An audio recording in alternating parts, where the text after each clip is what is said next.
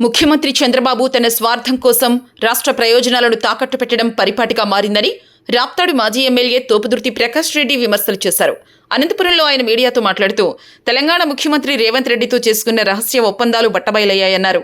చంద్రబాబు తన శిష్యుని మాటలకు ఎందుకు తలొగ్గి రాయలసీమ లిఫ్ట్ ఇరిగేషన్ ప్రాజెక్టును ఆపివేశారో చెప్పాలన్నారు. గతంలో ఓటుకు నోటు కేసుకు భయపడి హైదరాబాద్తో 10 ఏళ్ల బంధాన్ని వదులుకుని వచ్చారన్నారు. కేసీఆర్ ఉన్నప్పుడు కూడా ఆయనకు భయపడి కొన్ని ప్రాజెక్టులు కడుతున్నా చూస్తూ మౌనంగానే ఉండిపోయారన్నారు. ఇప్పుడు హైటెక్ సిటీలో తన అక్రమ ఆస్తులు కాపాడుకునేందుకు రేవంత్కు తలొగ్గినట్లుగా ఉందన్నారు.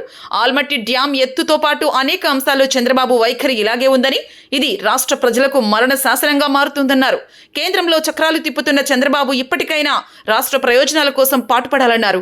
తుంగభద్ర, శ్రీశైలం ప్రాజెక్టుల 200 టీఎంసీల నీటిని కోల్పోతున్నామని, నష్ట నివారణకు చర్యలు తీసుకోవాలని సూచించారు.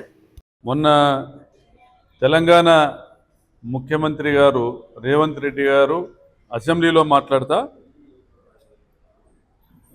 తన పలుకుబడి వల్ల, తాను పెట్టిన ఒత్తిడి వల్ల చంద్రబాబు నాయుడు గారు తలొగ్గి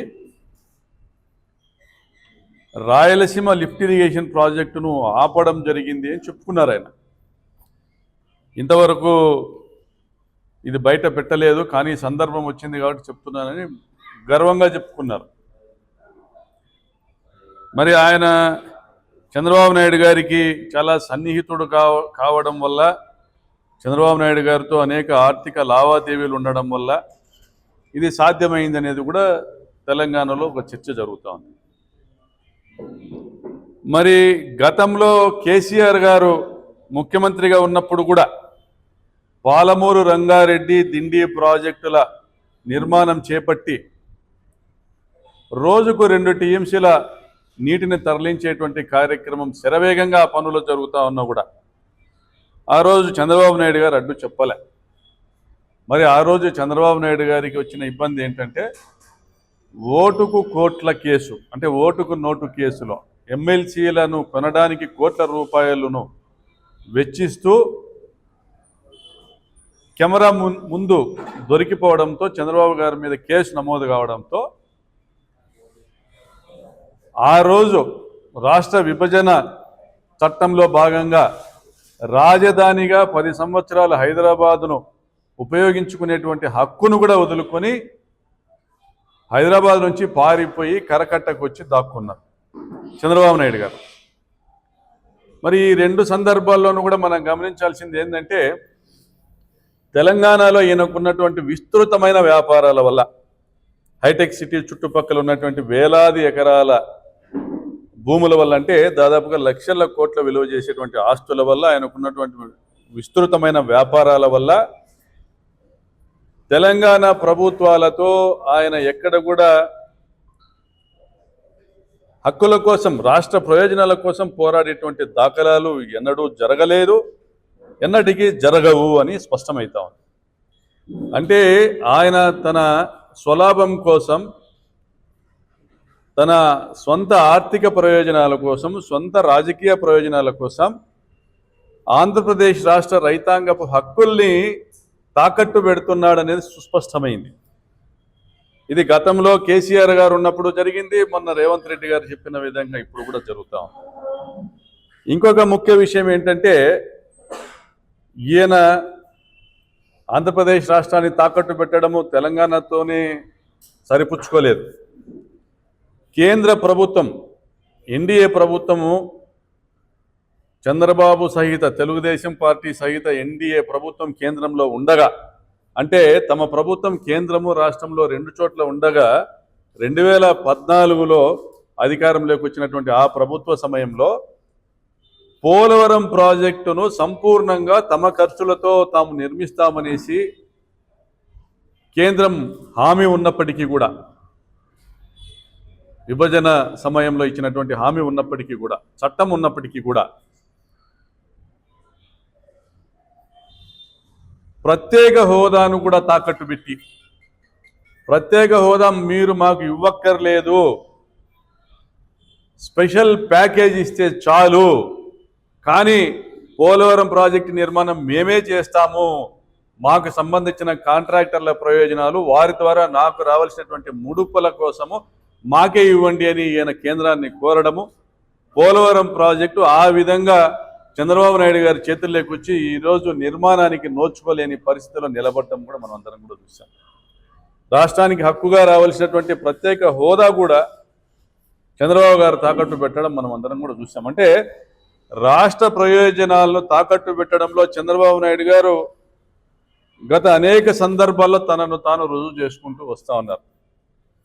అంతకుముందు కర్ణాటక ప్రభుత్వంతో కూడా ఆల్మట్టి నిర్మాణ సమయంలో ఢిల్లీలో చక్రం తిప్పుతా ఉన్నాను అని చెప్పుకునేటువంటి చంద్రబాబు నాయుడు ఆ రోజు రాష్ట్ర ముఖ్యమంత్రిగా ఉన్న సందర్భంలో కర్ణాటక ప్రభుత్వము ఆల్మట్టి డ్యామ్, కృష్ణానది పైన మన శ్రీశైలం డ్యామ్కి ఎగువన ఉన్నటువంటి ఆల్మట్టి డ్యామ్ ఎత్తును పెంచుతా ఉన్నా కూడా నిమ్మకు నీరెత్తినట్లుగా ఆ రోజు ఆయన నిశ్శబ్దంగా ఉండిపోవడం వల్ల, మౌనం దాల్చడం వల్ల మన రాష్ట్ర ప్రయోజనాలకు ఎంత భంగం వాటిల్లుతా ఉందో ఈరోజు అర్థమవుతా ఉంది. శ్రీశైలం డ్యామ్కి కృష్ణానది నుంచి నీళ్ళు వచ్చేటువంటి పరిస్థితి లేదు. ఈరోజు శ్రీశైలం డ్యాంలో మనం ఏదైనా నీళ్లు చూస్తున్నామంటే మెజారిటీ తుంగభద్ర నది నుంచి వచ్చేటువంటి నీళ్లతోనే ఈరోజు శ్రీశైలం డ్యాంకు సంబంధించినటువంటి అవసరాలను కానీ, తెలంగాణ ప్రాజెక్టులకు కానీ, రాయలసీమ ప్రాజెక్టులకు కానీ నీళ్ళు ఇచ్చేటువంటి ఒక పరిస్థితి ఉంది. మరి తుంగభద్ర పరిస్థితి గమనిస్తే సంపూర్ణంగా దాదాపుగా 200 టీఎంసీల కెపాసిటీ ఉన్న తుంగభద్ర ప్రాజెక్టు టీబీ డ్యామ్ పూడిక వల్ల ఈరోజు కేవలం 100 టీఎంసీలకే పరిమితం కావడము, వర్షాలు పడేటువంటి రోజులు తగ్గిపోవడం వల్ల తుంగభద్ర నది నుంచి వచ్చేటువంటి జలాలు కూడా తగ్గిపోయినాయి. కానీ మనము కృష్ణానదిలోకి కలపాల్సినటువంటి నీళ్లు 32 టీఎంసీలు మాత్రమే తుంగభద్ర నదీ జలాలను. ఆ పైన ఉన్నటువంటి నీళ్లను, వచ్చేటువంటి నీళ్లను మనం వాడుకోవచ్చు, ప్రాజెక్టులు కట్టుకోవచ్చు.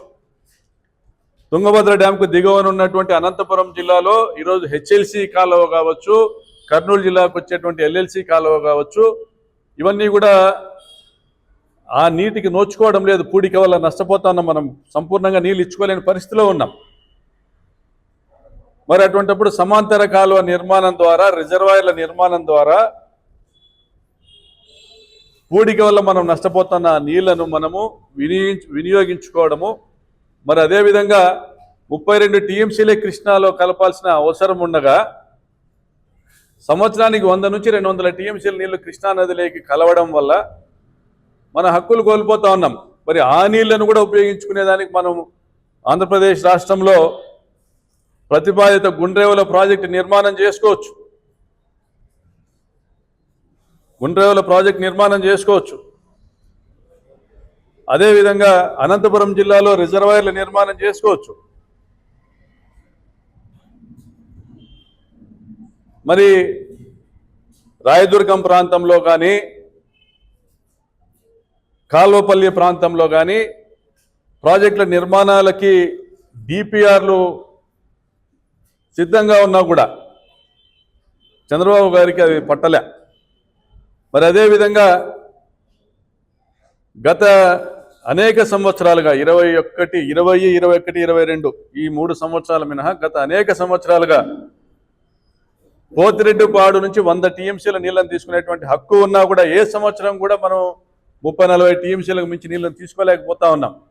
20, 21, 22 సంవత్సరాలలో జగన్మోహన్ రెడ్డి గారు ముఖ్యమంత్రిగా ఉండగా వరుణదేవుడు దయ చూపడంతో, ఆయన కరుణించడంతో అత్యధిక వర్షపాతాలు ఎగువ ప్రాంతాల్లో నమోదయ్యి శ్రీశైలం డ్యామ్ నుంచి నీళ్లు దిగువకు పోయేటువంటి వరద నీళ్ల ద్వారా మనము ఆ 3 సంవత్సరాలు 20, 21, 22 ఆ 3 సంవత్సరాలు మాత్రము నిర్దేశిత 100 టీఎంసీల నీళ్లను పోతిరెడ్డిపాడు నుంచి తీసుకొని రాగలిగాం.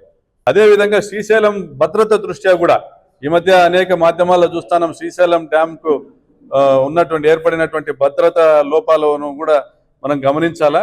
ఆ భద్రత దృష్ట్యా కూడా మరి పూడికను తీయలేనటువంటి పరిస్థితి కూడా మనం గమనించాలి. కాబట్టి ఎగువన సిద్ధేశ్వరం అలుగు గుండ్రేవుల ప్రాజెక్టు సమాంతర కాలువ నిర్మాణం కూడా పూర్తి చేయాలా.